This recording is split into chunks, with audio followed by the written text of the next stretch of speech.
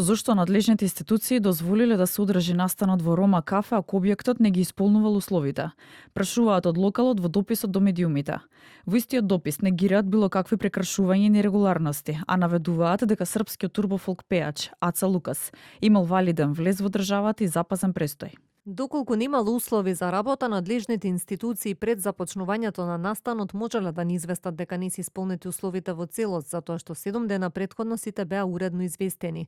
Не се точни изјавите дека имало загрозување на безбедноста од причини што после приведувањето во 10 минути по полнок на Аца Лукас Рома кафе продолжи со работа до 1 часот. Од ДПИ вела дека направени се прекршоци и согласно законот ќе се санкционира правното лице. По координираната акција и согласно законот за угостителска дејност ќе бидат изречени парични казни кон правниот субјект за поголем број присутни лица во објектот и за прекршување на законот за пушење. Управата за јавни приходи, повикувајќи се на член 9 од Законот за даночна постапка, вела дека информациите поврзани со угостителскиот објект представуваат даночна тајна.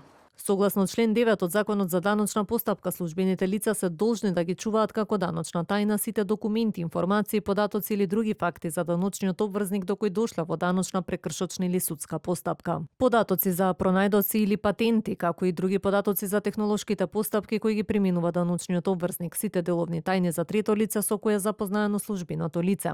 Врз основа на оваа законска одредба не сме во можност да споделиме информации за евентуални мерки превземени кон конкретен угостител објект, ниту за неговиот актуелен статус, бидејќи истите представуваат даночна тајна.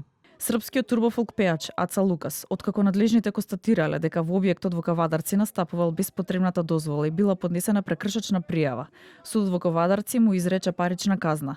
Денеска пак се огласи на социјалните мрежи и кажа дека македонските власти се против него. Што сам ја урадил? Имав настан во Кавадарци и можеби половина час пред крај на настанот дојде полиција и го прекина и побараа да заминам со ни во станица. Не бев уапсен. Отидов со свој автомобил. Јас неколку денови пред настапот испратив копија од својот пасош за да го пријавам настапот. Не можам да тврдам дали организаторите погрешиле, но морам да истакнам дека таму останав цела ноќ, додека не дојде судија за прекршоци. А многу е чудно што бендо што настапуваше со мене беше на бината, а само јас бев приведен. Добивам впечаток, односно сознание, дека ова е направено лично против мене или поради луѓе кои се во моето опкружување и морам да потенцирам дека има врска со врвот на македонските власти. Претходно градоначалникот на Кавадарци Митко Јанчев за телевизија 24 изјави дека објектот не бил регистриран како ноќен клуб, туку кафетерија и од објектот се обратиле до општината за да се издаде дополнително јавно прометна површина за одржување на концерт на Аца Лукас. Но општината го одбила барањето затоа што немало услови за истото. Од Министерството за внатрешни работи најавија дека ќе продолжат со засилени контроли на територија на Македонија.